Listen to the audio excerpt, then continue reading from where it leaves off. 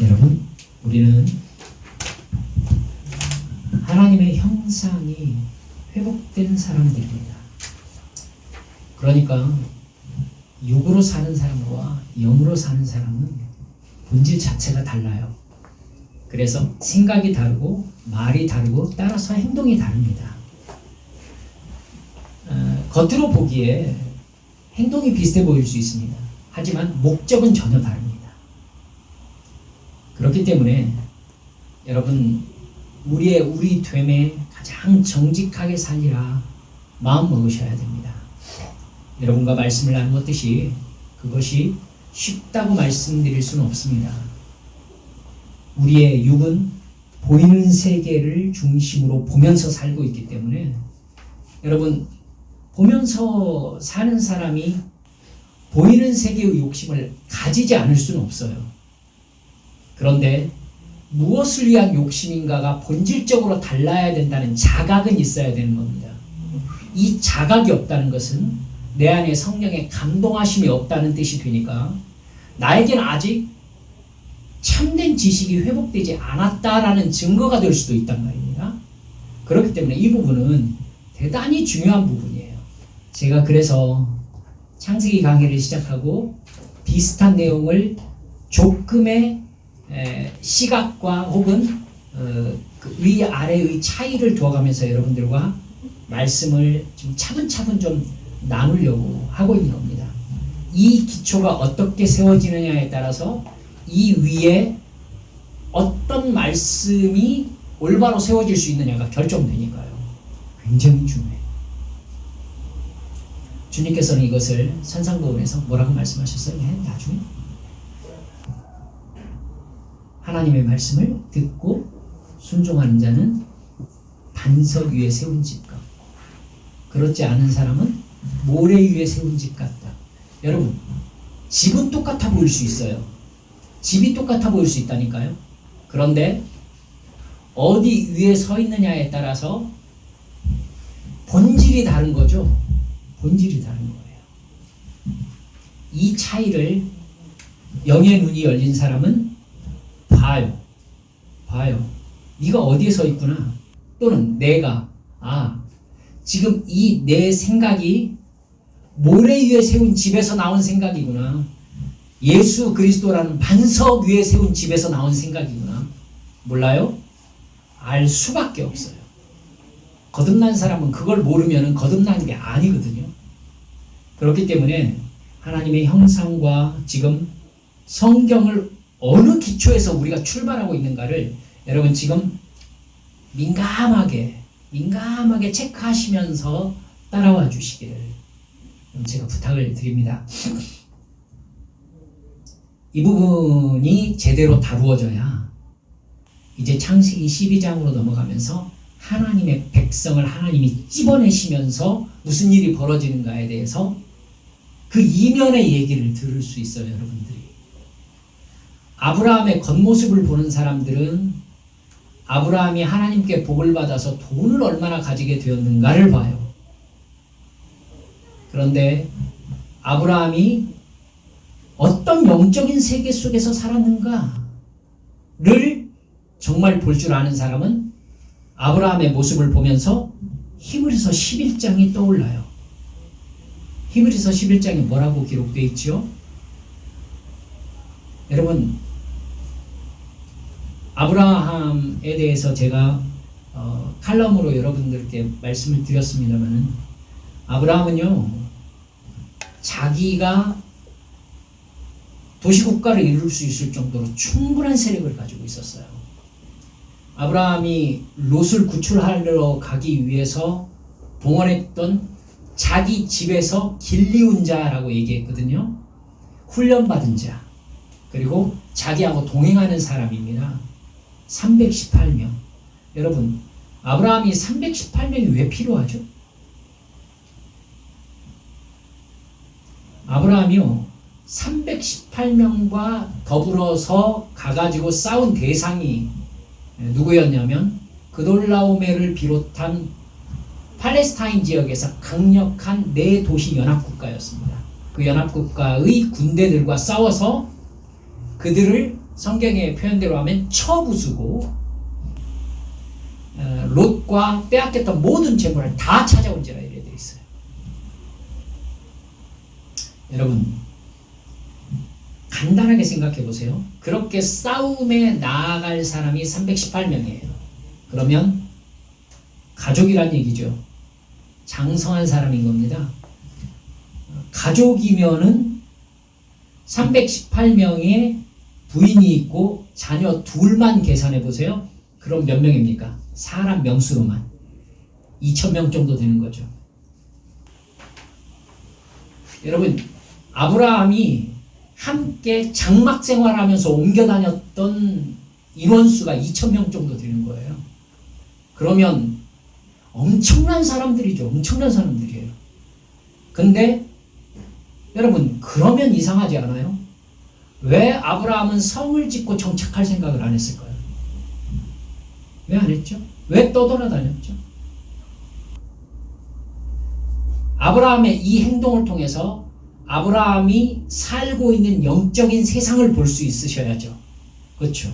아브라함이 왜 그렇게 행동했는가? 그 얘기가 히브리서 11장에 나오잖아요.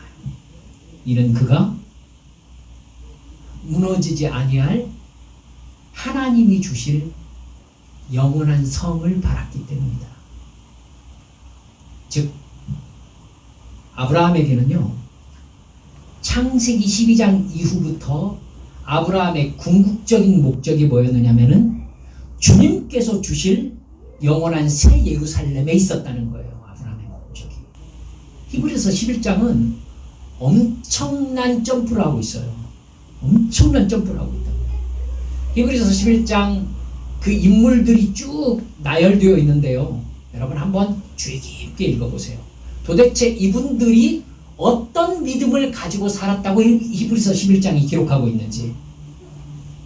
여기에서 이렇게 믿으면 하나님께서 이렇게 복 주십니다라는 얘기를 우리는 수도 없이 들었지만 여러분 그렇지 않아요. 히브리서 11장 나오는 신앙의 위인들이 어떤 믿음을 가졌다고 히브리서 11장은 얘기하고 싶은 거냐면 이 땅이 아니라 하늘의 영광된 도시를 그들이 사모하는 사람들이었다라고 늘 얘기를 하고 싶어요. 그래서 히브리서 11장 뒷부분에 가면 뭐라고 해요? 그 믿음을 가진 그 사람들은 자기 몸이 톱으로 잘려도 목베임을 당해도 광야를 헤매고 다니며 굴 속에 살며 굶주리며 엄청난 핍박과 고통 속에 살아도 그 사람들은 그들의 믿음을 포기하지 않았다. 왜냐하면 그들이 바라보는 죽음 너머의 세상이 있었기 때문이다. 그렇기 때문에 이 세상은 그들을 감당할 수 없었다. 왜요? 그들의 생각과 그들의 말과 그들의 행동은 이 세상에 속한 사람들이 아니었기 때문에 그분들은 저 영광을 바라보면서 사는 사람들이었기 때문에 이 세상이 그들을 어찌할 수 없었다라고 성경이 아주 그냥 분명하게 얘기하고 있어요. 그 사람들은 있든지 없든지 고통스럽든지 그렇지 않든지 심지어 자기 생명이 있든지 없든지 아무 상관이 없는 사람들이었다는 거예요. 왜요? 이 육신의 죽음 너머에 천국문을 열고 들어가기만 하면 부활의 새 아침이 자기를 기다리고 있다는 것을 확실하게 알고 있었기 때문에 여러분 창세기는요 아브라함부터 부활을 얘기하고 있는 거예요. 그걸 히브리서 기자는 알고 있었어요. 그래서 요즘 저는 히브리서를 읽고 있고 또 읽고 또 읽고 그러고 있어요. 로마서하고 히브리서하고. 사랑하는 여러분들, 이 기초를 바로 놓아야 성경 그 다음 내용이 어떤 식으로 이어지는 것인지를 여러분이 보아갈 수 있기 때문에 제가 이렇게 강조드리는 것입니다. 아브라함이 하나님께 바랬던 복과 은혜는 이 세상의 것이 아니었습니다. 여러분 하나님께서 흙으로 빚어서 생기를 불어넣어서 하나님의 형상을 따라 아담과 하와를 창조하셨잖아요. 지난주에 말씀드렸던 대로 하나님의 형상은 넓은 의미로는 인간과 다른 모든 존재를 구별짓는 인격적 특징입니다. 다른 동물들과 다르게 지정의적인 인격적 요소를 가지고 있고 합리적이고 도덕적인 성품을 가졌습니다. 인간만 가지고 있는 것입니다. 그리고 인간이 또 영적인 존재로 창조된 것이 넓은 의미의 하나님의 형상이다 말씀드렸죠. 영적인 존재란 하나님, 천사, 인간만이 공유하고 있는 특징입니다. 영은 영원토록 소멸되지 않습니다.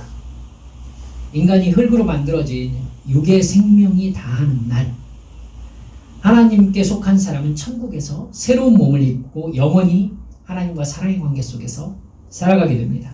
예수 그리스도의 대속의 죽음과 부활을 믿지 않고 죄와 사망의 법에 속한 사람은 죄의 결과는 사망이라는 하나님의 창조 법칙에 따라서 지옥에서 영원한 고통을 당하게 될 것입니다. 그 고통은 원래 인간 것이 아니었습니다. 사탄의 것이었죠. 영은 천국과 지옥에서 영원토록 존재를 계속하는데 이것 역시 넓은 의미에서 하나님의 형상이라고 볼 수 있다는 것입니다. 다른 좁은 의미에서의 하나님의 형상이란 참된 지식과 의와 거룩이라고 말씀드렸죠. 참된 지식이라는 것은 하나님과 영적인 존재에 대한 지식, 그리고 하나님께서 창조하신 피조물에 대한 올바른 지식입니다. 그러니까 하나님께서 이 세상을 창조하셨고 하나님의 목적이 있음을 올바로 알 때, 이 영적인 지식이 있을 때에 이 세상에 하나님이 만들어 놓으신 피조 세계에 대한 올바른 인식을 가질 수 있다는 것입니다. 영적인 존재니까 영적인 세계에 대한 본질적인 지식을 가지고 있는 건 당연하죠. 그런데 인간은 오늘 본문에 말씀하신 대로 하나님께서 먹지 말라고 하신 선악을 알게 한 나무의 실과를 먹었습니다. 선악과는 하나님과 인간의 존재적인 차이의 경계선에 서 있는 나무입니다. 무슨 뜻이냐면 인간은 하나님이 만드신 세계의 지배자로 창조되었습니다.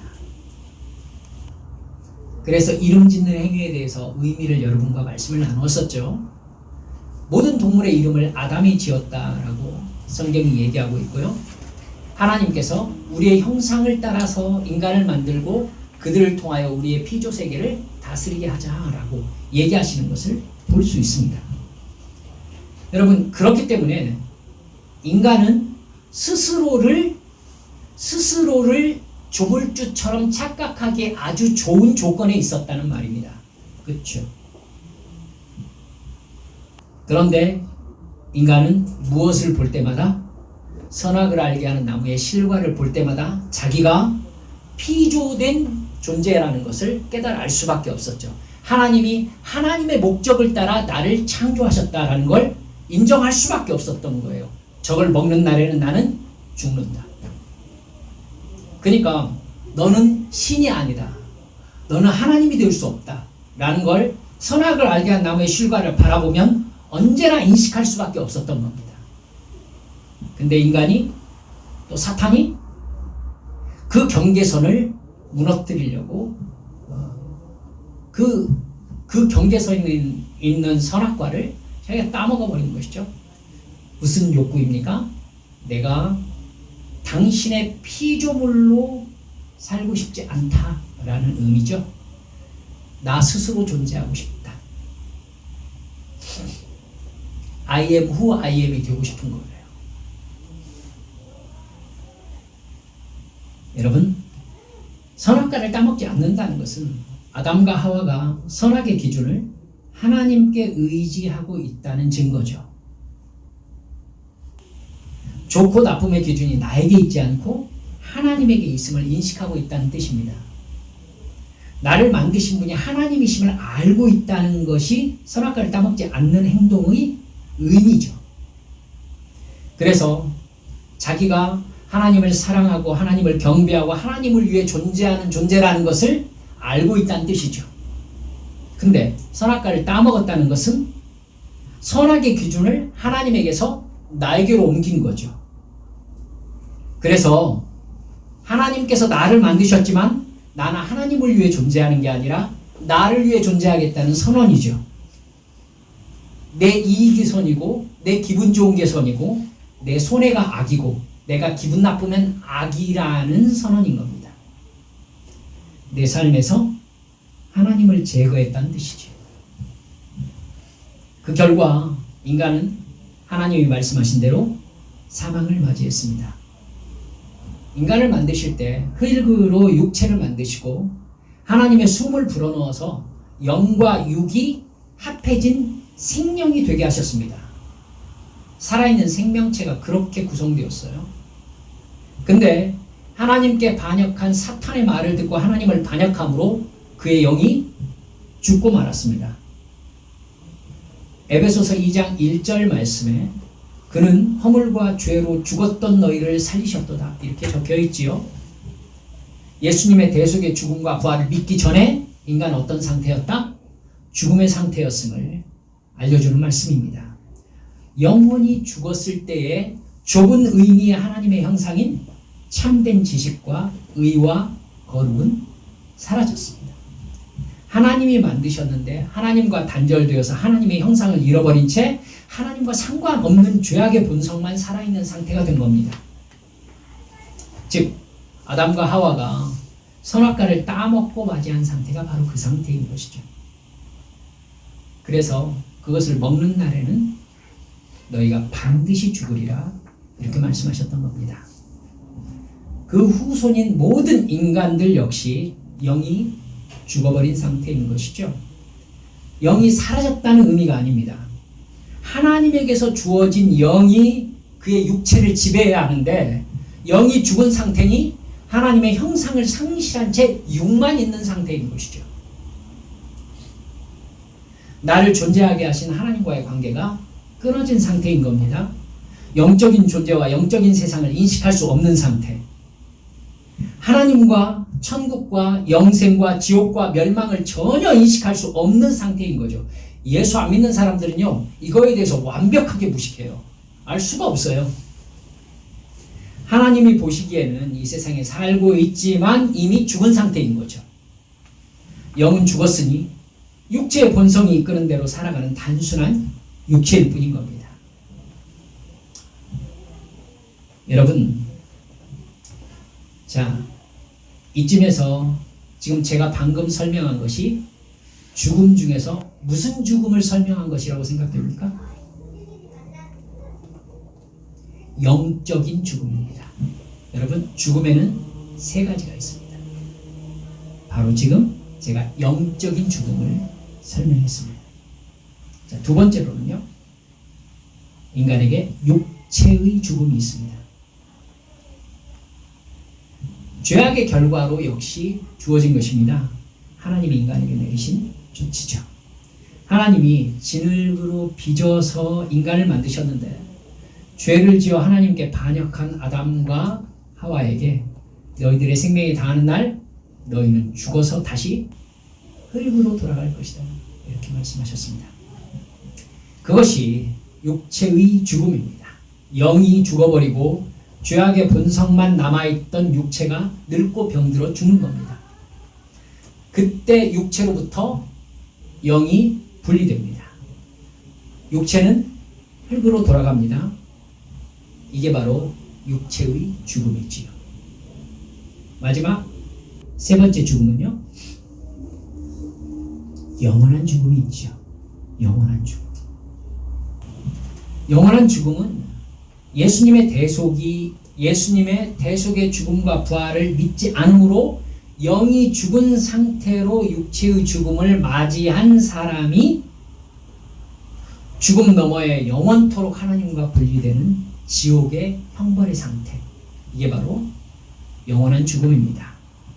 그 분리는 사탄이 하나님께 반역했을 때 사탄에게 내리신 영원한 지옥의 불구덩이라는 형벌에 인간도 참여하게 되는 죽음입니다.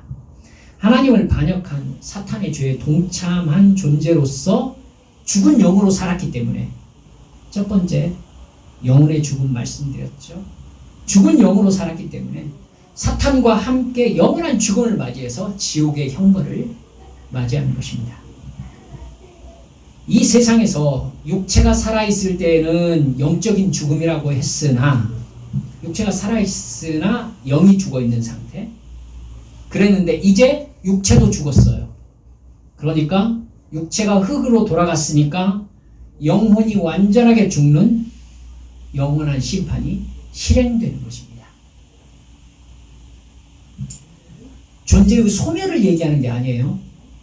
하나님이 인간의 영혼은 영원히 소멸하지 않는 존재로 만들었기 때문이에요. 반드시 죽으리라 라고 말했던 죽음의 완전한 성취가 바로 영원한 죽음입니다. 그때는 영적인 죽음과 육체의 죽음과 영원한 죽음, 이 세 가지 죽음이 한꺼번에 다 완전히 성취되는 것이죠. 이게 죄의 결과입니다. 이렇게 죽음의 경우가 똑같이 생명 역시 세 가지로 나눌 수 있습니다. 이제 여러분이 대답하실 수 있겠죠. 첫 번째는 영적인 생명이죠. 죄와 허물로 죽었던 우리를 하나님께서 구원하시기로 선택하셨습니다. 그 여부와 이유를 우리는 알 수 없습니다. 심지어 교회를 다니면서도 잘 모릅니다. 생각해 보세요. 하나님께서 왜 나를 택하셨는지 아시는 분 계십니까? 저는 시간이 지날수록 하나님께서 저를 왜 택하셔서 구원하셨는지, 저를 왜 목사로 삼으셨는지 도무지 알 수가 없습니다. 진짜. 아니, 제가 목사가 겸손 어쩌고저쩌고 그 겸손 같은 소리 안 해요. 여러분 전혀 아니에요. 저는 저를 알고 있잖아요. 저는 저를 알고 있어요. 저를 왜 목사가 되게 하시고, 아니 어떻게 예수 믿게 하시고, 어떻게 이런 영적인 지식을 알게 하시는 이 거듭남을 나에게 허락하셨는지 저는 도무지 이해할 수가 없습니다. 여러분도 모르실 거예요. 여러분도 저 못지않게 형편없는 분이실 거거든요. 다 똑같아요. 전 다 알고 있어요. 네. 여러분 안심하고 계셨죠? 천만의 말씀입니다. 예수님의 대속의 십자가 죽음과 부활을 믿고 있는 지금 생각해보면, 여러분 생각해보세요. 내가 이렇게 정확하게 믿기 전에도 교회를 다녔잖아요. 그죠? 그러면 진짜 신기하지 않아요? 여러분, 내가 제대로 믿는 믿음이 분명히 없었는데 왜 그때 교회에 다녔을까요? 그 시절 나는 교회에서 뭘 얻었을까요? 그때는 왜 나는 교회에 다녀야 한다고 생각했을까요? 왜 막연하게 하나님과 영적인 세계가 있을 거라고 그때 생각했죠? 아무 근거도 없었잖아요. 믿음도 제대로 가지고 있지 못했는데. 생각해보면요, 모두 다 나를 구원하시기로 택하신 하나님이 나를 구원하시기 위해서 미리 사전 작업하셨던 걸 부인할 수가 없어요. 진짜 하나님이 어떻게든 나를 구원하시려고 교회에다 묶어놓으시고, 어떻게든 교회 나오게 하시고, 억지로 듣든 그냥 듣든 좋아서 듣든 친구 따라와서 듣든 듣게 하신 거예요. 듣게 하신 거예요. 그리고 어느 날 습격하신 거지.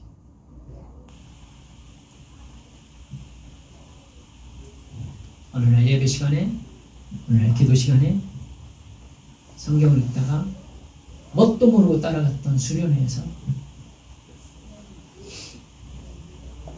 생각해보면 수련회 설교라고 특별한 것도 아니었는데, 생각해보면 제가 이렇게 설교를 저는 늘 메모하는 습관이 있었기 때문에 저희 집에 제가 학창시절부터 메모한 게 요따만큼 쌓여있어요. 보면요, 죄송합니다. 내가 이런 형편없는 설교를 듣고도 회개를 했구나. 제가 메모를 써놓은 거 보면 이게 도대체 이 말씀에서 이 설교가 나오면 안 되는 설교가 아주 빡빡하게 적혀 있어요. 근데 그 설교를 듣고 저는 구원받았어요.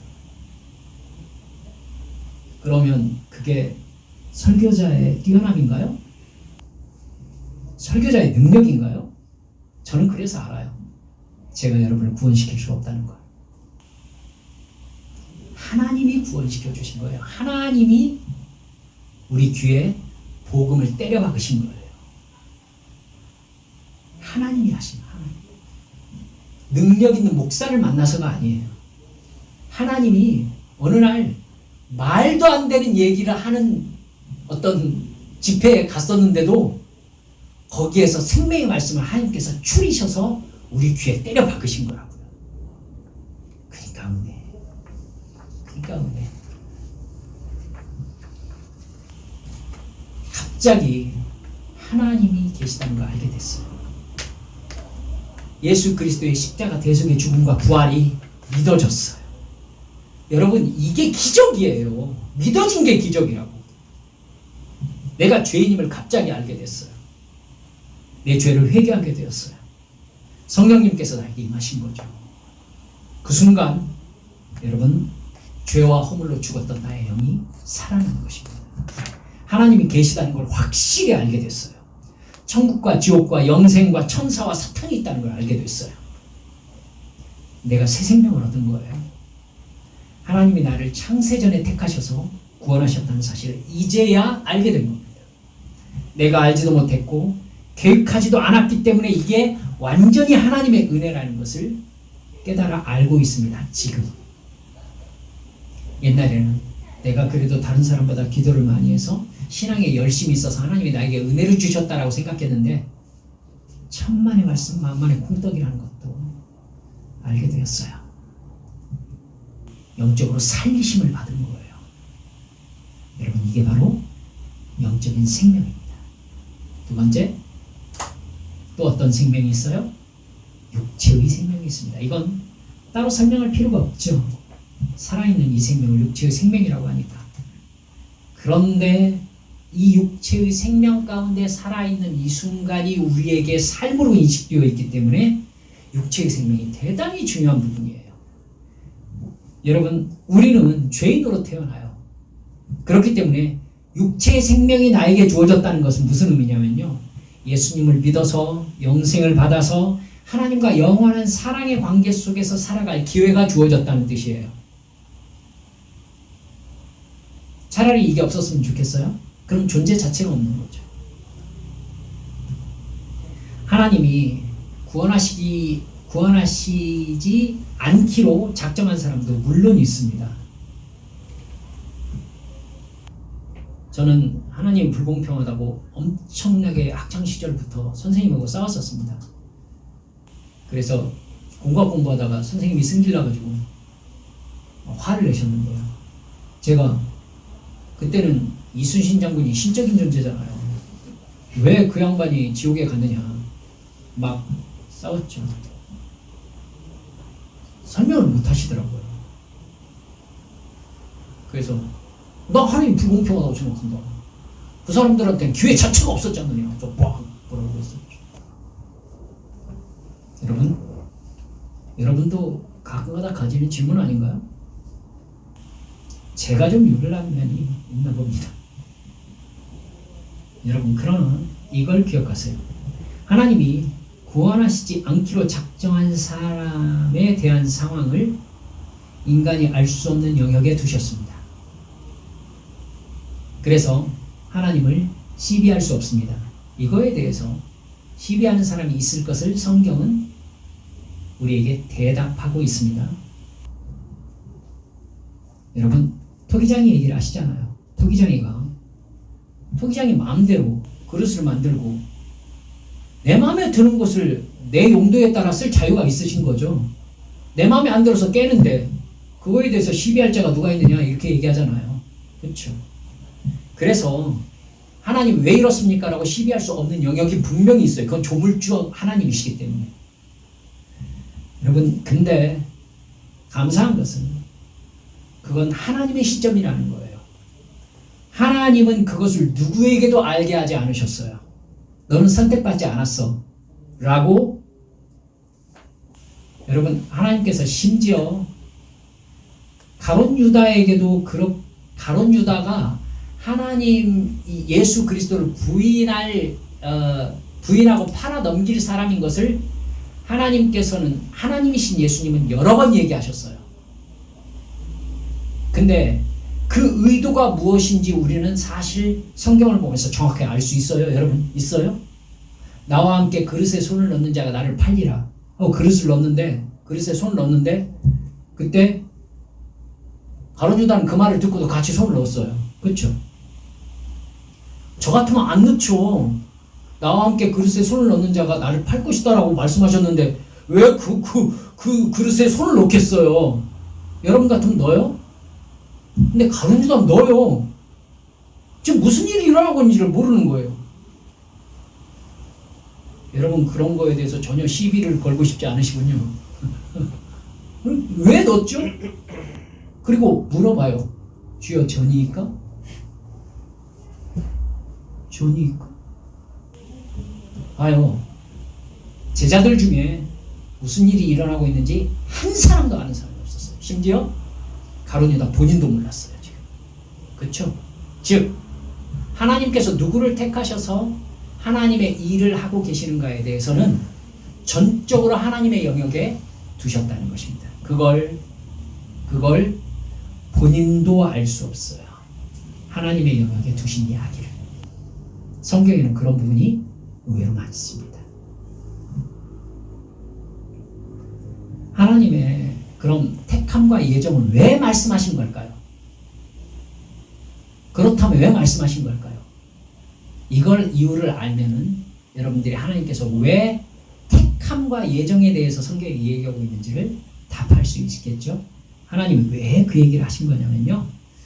구원을 확신하고 영생을 받은 자로 살고 있는 사람에게 네가 구원받은 것은 네가 구원받을 만한 자격이 있거나 하나님께 쓸모있는 존재여서가 아니라 오직 하나님이 너를 일방적으로 사랑하신 은혜로 주어진 것이다 라는 것을 가르쳐 주시기 위한 목적에서 하신 말씀이 선택과 예정입니다. 아시겠습니까? 설교 방송 나오면 이 부분은 그대로 외우시면 답이 되겠습니다. 알겠죠? 네. 여러분들의 표정을 보고 제가 한 번 더 말씀드리겠습니다. 하나님과 하나님의 택함과 예정은 구원을 확신하고 영생을 받은 자로 살고 있는 사람에게, 불신자에게가 아니라 네가 구원받은 것은 네가 구원받을 만한 자격이 있거나 하나님께 쓸모있는 존재여서가 아니라 오직 하나님이 너를 일방적으로 사랑하신 은혜로 너에게 부어진 것이다. 이걸 가르쳐 주시기 위한 목적으로 주님께서 선택과 예정을 말씀하신 것입니다. 그러니까 값없이 구원의 은혜를 받은 우리가 육체에 있는 동안에 내 영혼을 살리시고 죄와 의와 심판에 대해 나를 가르치시고 인도하시는 성령님의 지도에 언제나 순종하는 것이 마땅하다는 당위성이 성립되게 되죠. 내가 원해서 내가 자격이 있어서 받은 게 아니라 하나님의 온전한 은혜예요. 여러분, 온전한 은혜일 수밖에 없는 것은 이것에 대해서 내가 반응할 수 있는 능력을 스스로 갖고 있다든가 아니면은 구원에 대해서 내가 반응해서 천국에 영향을 끼칠 만한, 영의 세계에 영향력을 끼칠 만한 그 어떤 행동을 할 수 있는 능력이 없다라는 의미잖아요. 하나님의 은혜로만 되어진 구원이니까. 따라서 우리가 이 세상에서 하나님의 자녀로 살 수 있는 것은 오직 성령께 붙잡혀서 그 음성에 순종하는 것 외에는 방법이 없는 거예요.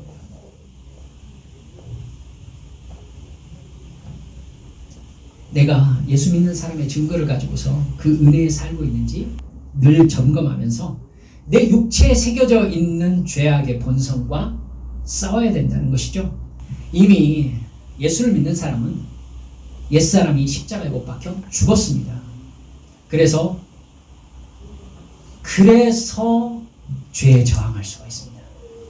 옛사람이 죽었다는 걸 인식하고 있기 때문에 성령께서 그것을 인식하도록 나에게 가르쳐 주시기 때문에 너는 옛사람이 아니다. 예수 그리스도의 십자가 대속의 죽음과 부활을 믿음으로 말미암아 너는 새 사람으로 거듭났다. 이걸 성령님께서 내 안에서 계속 말씀하세요. 이 기준에서는 죄가 무엇인지 확실하게 색깔이 드러나요. 그래서 죄가 무엇인지 알 수 있어요. 그래서 죄에 대한 저항력이 우리 안에 있어요. 그래서 우리는 죄를 짓지 않을 수 있어요. 근데 불신자로 살아가는 사람은요, 옛사람이 살아있고 옛사람으로 살고 있기 때문에 행하는 모든 것 자체가 동기가 죄악인 거예요. 해적선에서 내리지 않은 거예요. 해적선 안에서 하는 모든 행동은 해적이에요. 해적질이에요. 그래서 죄에 저항하는 것이 불가능해요. 죄를 짓지 않을 수가 없어요. 예수 믿는 나에게 육체의 생명이 있는 시간이란 예수님의 대속의 죽음과 부활을 믿고 그 은혜 안에서 천국 백성으로 사는 시간이에요. 성령 받은 사람은 완전히 변한 사람이기 때문에, 성령께 붙잡혀 있는 사람이기 때문에 성령의 인도하심 따라 살지 않을 수가 없습니다. 이렇게 여러분을 구원받은 사람으로 여기세요. 여러분, 이게 쉽지 않기 때문에 사도 바울이 로마서에서 여길지어다 이렇게 얘기해요. 우리 인간의 의식으로 나를 구원받은 사람답게 만들어갈 수가 없어요. 그러니까 내가 붙잡고 있는 건 나는 구원받았다, 나는 새롭게 거듭났다, 그러므로 나는 오직 성령의 은혜에만 의지해야 한다. 이것만 붙잡으라는 거예요. 그러면 네 안에서 성령께서 너를 위하여 간구하시고 너의 길을 예비하시고 너에게 죄가 무엇인지 가르쳐 주시고 마땅히 행해야 될 하나님의 의를 가르쳐 주시며 너를 천국으로 인도해 갈 것이다 라는 말입니다. 그래서 울어도 못하네, 힘써도 못하네, 참아도 못하네. 그런데 믿으면 하겠네. 그렇게 찬송하잖아요. 믿으면 하겠네. 의지하세, 주 의지하세. 좁은 길을 걸으며 밤낮 기뻐하는 것, 내가 잘났기 때문에 주의 영이 함께하기 때문에 이게 내 안에 이루어지는 거예요. 성령님을 의지하며 좁은 길을 걸으며 밤낮 기뻐할 수 있게 만들어 주시는 거예요. 주님을 의지하며 순종하려고 내가 늘 성령의 감동하심을 구할 때, 여러분, 그러면 이 사실을 알고도 전혀 변화되지 않고 구원의 은혜 안에서 영적인 삶을 살지 않는 사람은 어떤 사람일까요? 이게 문제잖아요. 정확하게 무슨 상태라고 콕 집어서 얘기할 수는 힘들어요. 그런데 이렇게 대체적으로 얘기하면 이해하실까요?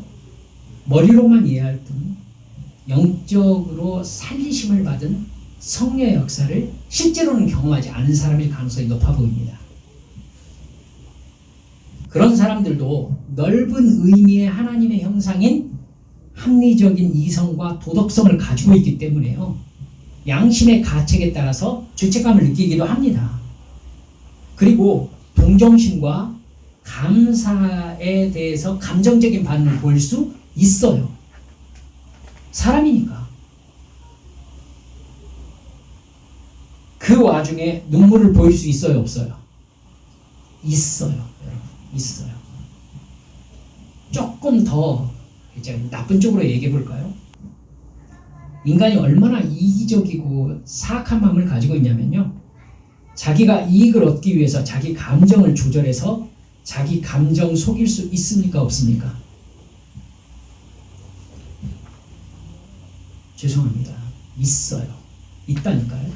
내가 원하는 게 있으면요, 그 목적을 이루기 위해서 나는 눈물 흘릴 수 있어요.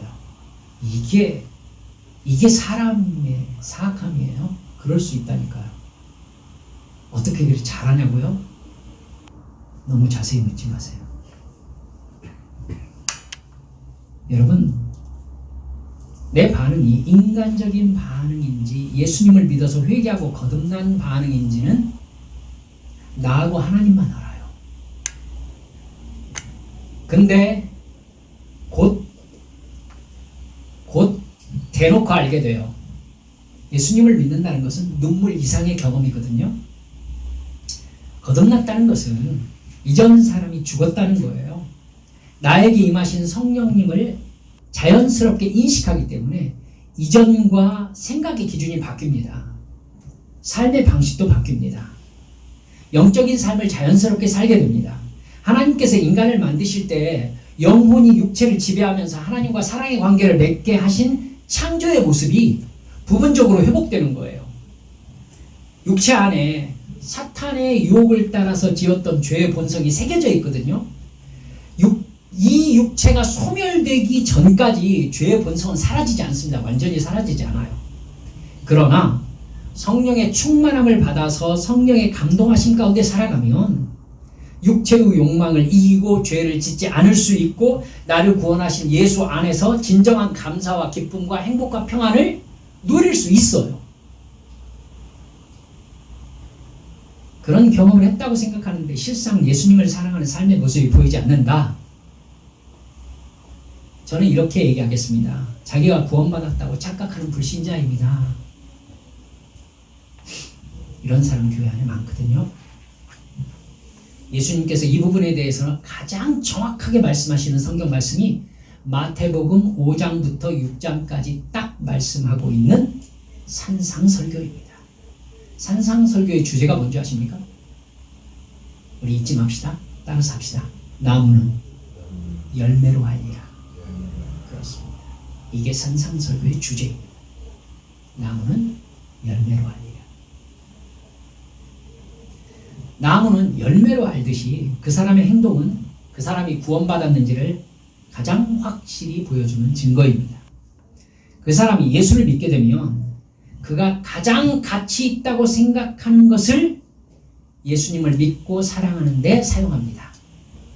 아시오? 중요합니다. 어떤 사람이 예수를 정말로 믿게 되면 그 사람이 가장 가치 있다고 생각하는 것을 예수님을 믿고 사랑하고 순종하는 데 사용합니다. 시간과 돈과 관계를 예수님을 위해 사용합니다. 복음을 증거하기 위해 사용합니다. 그것이 거듭난 증거입니다. 엄마와 아빠가 되면 돈과 시간과 정성을 자녀를 위해서 사용합니다. 이게 엄마와 아빠가 된 증거입니다. 자, 사랑하는 이성이 생기면 돈과 시간과 정성을 그 이성을 위해서 사용합니다. 그것이 그 이성을 사랑한다는 증거입니다. 다 겪으셨잖아요. 처음 듣는 말씀이죠. 좀 더 나아가 볼까요? 소방관은 불 속에서 불특정 다수의 생명을 구하기 위해서 불 안으로 뛰어듭니다. 여러분, 생명을 살리기 위해서입니다. 그래서 우리들은 소방관이 하는 일을 숭고한 희생이라고 표현하지 않습니까? 그게 소방관이라는 증거입니다. 그럼 그 사람이 소방관인지가 언제 나타납니까? 불을 보면 나타납니다. 여러분, 숨길 수가 없어요. 숨길 수가 없어요. 예수님으로 넘어올까요? 예수님이 지옥에 가야 할 나를 구하시려고 십자가에서 생명을 주셨습니다. 그것이 하나님께서 나를 사랑하시는 증거라고 하셨습니다. 그 사랑을 받은 나 얘기해 봅시다. 그럼 나는 하나님을 사랑하고 예수님을 믿고 거듭난 증거가 무엇으로 나타나고 있습니까? 이건 너무나 당연한 질문이에요. 이거에 대해서 여러분이 대답할 대답이 언제나 준비되어 있어야 된다라고 사도 바울이 얘기했습니다. 너의 대답이 언제나 준비되어 있어야 한다. 나는 예수를 사랑하기 때문에, 예수를 믿기 때문에, 거듭난 사람이기 때문에 이렇게 살고 있다라는 삶의 증거가 언제나 있어야 한다. 여러분, 이 부분은 속일 수 없기 때문에 내 돈과 시간과 정성이 하나님을 위해 사용되고 있는지 점검하면 됩니다. 더 나아가 이제 지옥에 가는 생명에 대한 부채감과 사명감이 생기고 있는지. 왜냐하면 그들을 제자 삼고 구원하라고 우리를 보내셨다라고 성경이 얘기하고 있기 때문에. 그렇죠? 그것과 아무 상관없이 살면서 나는 예수님을 사랑한다라고 말하는 건 앞뒤가 전혀 안 맞는단 말이에요. 그렇죠? 아니, 예수님께서는 이렇게 말씀하셨는데 그것과는 상관없지만 나는 예수님을 사랑한대. 이게 뭐예요, 이게? 말이 안 되잖아요, 말이.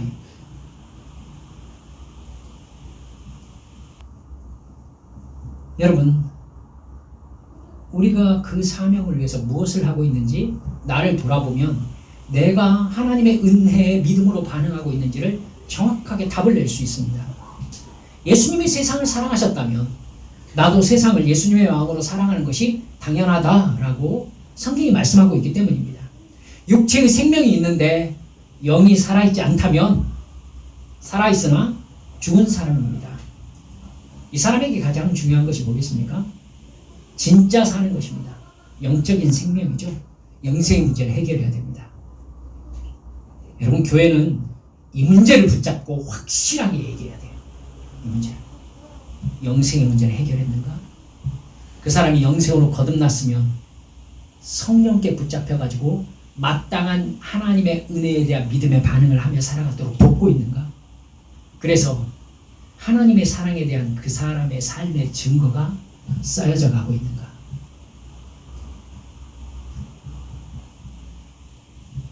여러분, 마지막 세 번째 생명이 무엇입니까? 영원한 생명입니다. 이게 하나님께서 인간을 창조하시면서 본래적으로 우리에게 주셨던 생명입니다. 인간이 선악과를 따먹으면서 잃어버렸던 것이 영적인 생명과 영원한 생명입니다. 둘은 연결되어 있습니다. 영을 살리시는 성령의 임재라는 은혜를 경험한 사람은요, 영원한 생명을 받습니다. 그 사람은 절대로 이전으로 돌아갈 수 없습니다. 기억하세요? 영적으로 살리심을 받은 사람들은요, 진짜 살리심을요, 진짜 살리심을 받은 사람은 절대로 그 이전으로 돌아갈 수가 없어요. 예를 들어서 제가 좀 극단적인 예를 많이 들잖아요. 바퀴벌레에서 사람으로 변한 사람이 있다고 합시다. 근데 그 사람이 자기가 예전에 바퀴벌레였다는 것을 알게 됐어요. 근데 그 사람이 바퀴벌레로 돌아가고 싶다는 생각을 할 수 있을까요? 할 수 있을 것 같아요? 지옥에서 건짐받아서 천국의 영생을 선물 받았다는 것을 진정으로 안 사람이 그래도 나는 지옥에 가겠다고 정말 말할 사람이 있을까요? 그래서 종교개혁자들은요, 한 번 받은 구원이 취소될 가능성이 어떻게 있겠는가 이렇게 얘기했어요. 그렇죠? 생명을 얻은 자가 생명 없는 상태로 돌아가겠다고 어떻게 말하는 게 가능한가? 그렇죠. 충분히 이해가 가는 얘기입니다. 지옥을 진정으로 안 사람이 지옥에 가겠다고 할 가능성은 구원받은 인간인 이상 제로라고 봐야죠. 그죠? 제로라고 봐야죠. 근데 히브리서 6장 4절에서 6절 말씀이 이렇게 경고해요. 한 번 빛을 받고 하늘의 은사를 맛보고 성령에 참여한 바 되고 하나님의 선한 말씀과 내세의 능력을 맛보고도 타락한 자들은 다시 새롭게 하여 회개하게 할 수 없나니 이는 그들이 하나님의 아들을 다시 십자가에 못 박아 드러내놓고 욕되게 했기 때문이다. 이렇게 얘기하고 있습니다. 놀랍죠? 구약의 예로 말한다면 분명히 홍해를 건너서 날마다 만나를 먹으면서 살았던 반석에서 솟아나는 물을 먹고 살았던 출애굽 1세대의 이야기인 겁니다. 그들이 어떻게 하나님을 믿지 않고 우상을 숭배하며 이집트를 그리워할 수 있을까? 성경 기록자는 이해할 수가 없어요. 그렇죠? 어떻게 그게 가능하냐는 거죠. 홍해를 건넌 사람들이 다시 홍해를 건너가지고 이집트로 돌아가고 싶다는 생각을 할 수조차 있는가? 불가능한 일이다. 근데 그들은 실제로 그렇게 했잖아요. 어떻게 바퀴벌레가 되고 싶어 할 수 있을까? 어떻게 지옥 가고 싶어 할 수 있을까? 근데 실제로 일어난 일이죠. 인격적으로 예수님을 부인하면서 지옥을 자처한 가룟 유다라는 사람도 있었습니다. 예수님이 뭐라고까지 했느냐면 차라리 그는 나지 않음만 못하였다. 지금 자기 얘기를 하고 있는데요. 그걸 깨닫지 못해요. 그걸 깨닫지 못해요.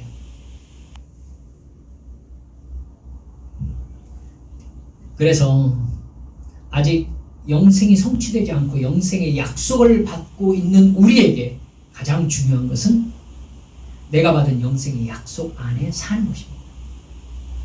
즉 나는 영이 살리심을 받아서 내 육체 안에 사는 동안 내 영을 통해 역사하시는 성령님과 하나 되어서 영생의 약속을 믿는 믿음 안에서 살아야 되는 것입니다. 그 사람에게 주님께서 어느 날 네 믿음대로 되리라.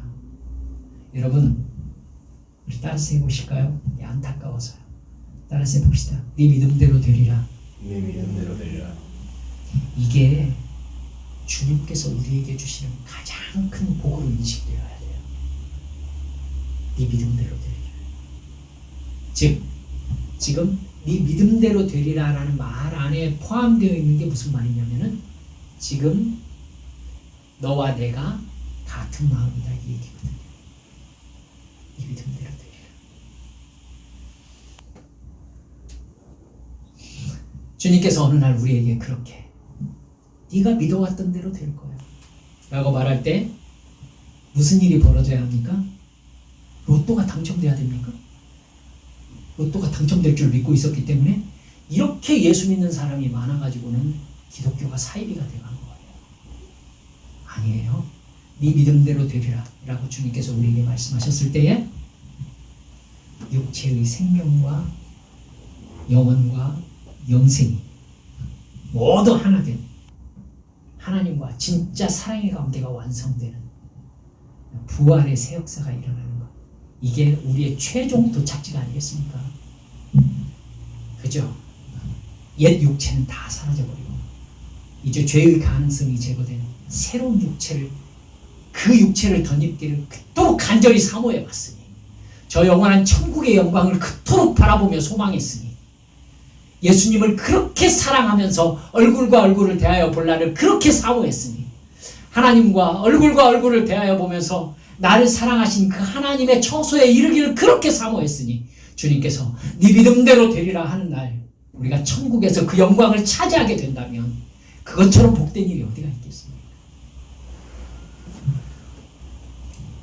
그 사람에게는 마지막 심판 때 영원한 생명의 약속이 실제로 성취되어서 신랑의 혼인잔치에 들어가게 되고 천국의 영생 새 예루살렘이 펼쳐지게 되는 것입니다.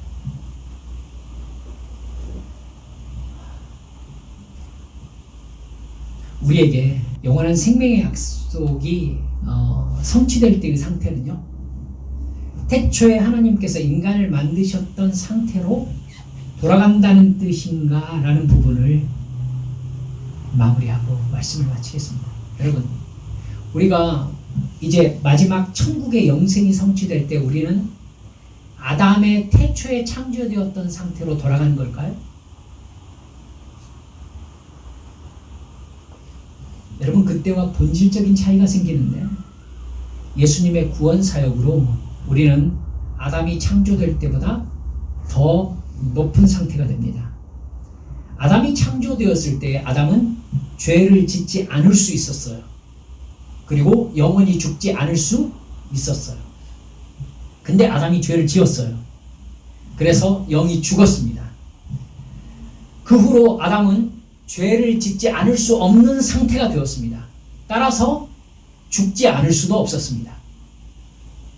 예수를 믿는 우리는 본질적으로 육체의 본성을 완전히 이길 수는 없으니 죄를 완전히 짓지 않을 수는 없지만 영이 살리심을 받았기 때문에 성령의 인도하심을 따라서 죄를 인식하고 죄를 짓지 않을 수 있는 성화의 단계에 들어갔습니다. 그러다가 완전히 구원이 완성되는 그 날에는 어떤 상태가 되겠습니까? 지금 여기에서는 나는 죄를 지을 수 있지만 죄의 값을 예수님이 치르셨기 때문에 죄값으로 영이 죽어서 지옥의 멸망에 들어가지 않거든요. 이렇게 성령의 인도하심을 따라 죄와 싸우며 살다가 육체를 떠나면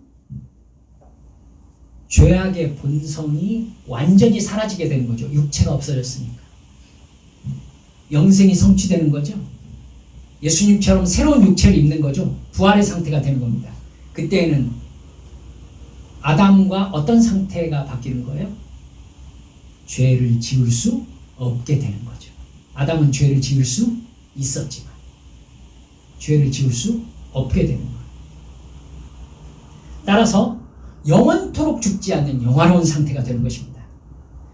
죄와 사망에서 구원하신 하나님의 은혜를 여러분 이걸 좀 이해하세요. 제가 오전 예배 때 여러분들께 이렇게 말씀드렸습니다. 그렇다면 하나님께서는 왜 맨 처음부터 죄를 지을 가능성이 없게 만드시지 죄를 지을 가능성을 두고 만드셨을까? 여러분 이렇게 답하면 어떨까요? 죄와 사망에서 구원하신 하나님의 은혜를 기억하고 있지만 죄의 가능성이 제거되기 때문에 하나님이 인간을 지으신 목적인 영원한 사랑을 나누는 그러한 존재로의 완전한 회복이 이루어진 것이다. 조금 더 보충 설명해 볼까요? 저는 개인적으로 이것이 하나님께서 태초부터 계획하신 최종 상태가 아닐까 이렇게 생각하고 있습니다. 한번 생각해 보세요. 하나님이 인간에게 자유의지를 주시면서 그 자유의지로 인간이 사탄의 유혹에 빠져서 하나님을 배신하고 죽음을 선택할 가능성을 하나님이 모르셨을까요? 이걸 한번 여러분과 나눠봅시다. 즉 아담에게 자유의지를 주셨을 때 아담이 그 자유의지를 잘못 사용해서 하나님을 배신하고 사탄의 유혹을 받아서 하나님과의 관계가 단절되어 버릴 것을 하나님이 예측을 못하셨을까요? 하나님 그걸 모르셨겠냐고요. 저는 아셨을 거라고 생각합니다. 그럼 하나님 위선자가 됩니까? 이 부분 깊이 생각하시라고 제가 이렇게 질문 드려보는 겁니다. 전지전능하신 하나님께서 그것을 예상하지 못했다면 저는 저라도 예상할 수 있을 것 같거든요. 그걸 예상하지 못했다면 전지전능하시지 않다고 볼 수도 있지 않습니까?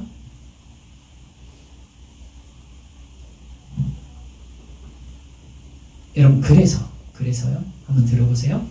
하나님은 오히려 마지막 심판 후의 상태, 즉 죄와 사망의 법에서 구원의 은혜를 받은 사람들이 여전히 자유의지를 가지고 있지만 죄악의 가능성이 제거된 천국에서 하나님께 완전한 경배를 드리면서 사랑과 경배를 드리는 상태를 하나님께서 최종 목적으로 정하신 거 아닐까라고 생각하는 겁니다. 말이 어려운가? 그래서 예수님의 구원사역과 구원 백성의 선택에 대해서 여러분 저 한번 보세요. 주님께서 우리를 택하셨다는 얘기를 하면서 사도 바울이 여러 번 뭐라고 하느냐면 창세 전에라는 말을 사용해요. 여러분 창세 전에 나를 택하셨다라는 말은 하나님께는 창세 전에 이미 예수 그리스도가 작정되어 있었다는 의미 아니에요? 그러면 그 안에는 인간의 타락이 이미 하나님의 아심 안에 들어있다는 얘기잖아요. 그렇죠? 그러니까 우리를 택하시되 아담이 타락한 후에 택하셨다면 충분히 이해할 수 있잖아요. 근데 왜 사도 바울은 여기에서 자꾸 창세전이라고 얘기하죠? 창세전은 에덴 동산이 만들어지기 전이잖아요. 그렇죠? 그렇기 때문에 저는 하나님의 사랑이 어떤 사랑인가를 하나님께서는 아들 예수 그리스도를 십자가에 못 박는 것으로 인간에게 확실히 보여주려고 처음부터 계획을 세우셨구나. 이렇게 알 수 있는 근거가 됐단 말입니다. 그러니까 하나님이 인간을 창조하실 때에는 죄를 지을 가능성이 있는 자유의지를 가진 상태로 창조하셨어요. 그래서 그가 죄를 지을 수 있음에도 놔두셨어요. 그것이 얼마나 치명적인 결과를 가져온다는 것도 아시면서. 근데 그걸 통해서 하나님은 인간에게 뭘 보여주셨어요? 내가 너를 얼마나 사랑하는지 아느냐? 내가 너를 얼마나 사랑의 목적을 가지고 창조했는지 아느냐? 하면서 십자가를 보여주신 거죠. 여러분, 그걸 진정으로 믿게 된 예수 믿는 사람은요, 진짜 죄악을 미워하면서 살게 돼요. 그 사람이 부활해가지고 새로운 육체를 입었습니다. 이 사람의 기억 속에 예수 그리스도께서 나의 죄를 위하여 십자가에서 죽으신 기억이 있어요, 없어요? 있어요. 있어요. 그러면 이 사람은 최종 어떤 상태가 됩니까? 요한계시록의 상태가 되는 거예요. 그가 나를 위하여 십자가에서 물과 피를 다 쏟아 흘려주신 하나님의 아들이시니 찬송과 존귀와 영광과 경배와 찬송을 영원토록 받기에 합당하십니다라고 우리의 영원한 찬양을 하나님께 드릴 수 있게 되는 것입니다. 이건 아담의 상태보다 훨씬 더 하나님과의 사랑의 안에서 깊어진 상태가 되는 것이죠. 여러분, 죄를 지을 가능성 자체가 인간의, 즉 부활한 인간의 의지적인 상태로도 죄를 지을 수 있는 가능성 자체가 제거된 상태가 되는 것입니다. 주님께서 그 사람에게 죄를 짓지 못하게 세팅한 게 아닌 거예요. 이제 그 차이를 아실까? 할렐루야. 저는 그래서 이 부활의 영광이 얼마나 대단한 것인지를 다시 깊이 묵상하게 되었습니다. 여러분, 말씀을 마칩니다. 부활과 하나님의 형상에 대해서 여러분과 말씀을 나누니까 말씀이 조금 길어졌습니다. 그날 여기까지. 우리는 로마서 12장 1절 2절의 말씀대로 살기에 최선을 다해야 합니다. 그러므로 형제들아, 내가 하나님의 모든 자비하심으로 너희를 권하노니 너희 몸을 하나님이 기뻐하시는 거룩한 산제물로 드리라. 이는 너희가 드릴 영적 예배니라. 너희는 이 세대를 본받지 말고 오직 마음을 새롭게 함으로 변화를 받아 하나님의 선하시고 기뻐하시고 온전한 뜻이 무엇인지 분별하도록 하라. 이게 주님께서 성령의 감동하심 따라 사는 우리에게 간절히 부탁하고 싶은 말씀이신 겁니다. 우리 이런 삶을 힘쓰고 늘 기도하며 성령님과 교제 가운데 살아감으로 말미암아 하나님의 형상이 내 안에 더 온전히 회복되어져서 하나님께 영광 돌려드리는 성화의 삶을 사시기를 주 예수님의 이름으로 축원합니다. 할렐루야. 우리 시간 함께 기도합시다. 여러분, 조금 어려운 성경 말씀을 들으셨습니다. 이 시간 기도하면서 주여 은혜 베푸사 우리 주님과 함께 동행하는 내 삶 되게 해주시고 성령 충만한 하나님의 형상에 회복된 구원받은 자로서의 마땅한 삶이 이루어지도록 역사해 주시라고 이 시간 주님 앞에 함께 동성을 기도합시다. 기도합니다.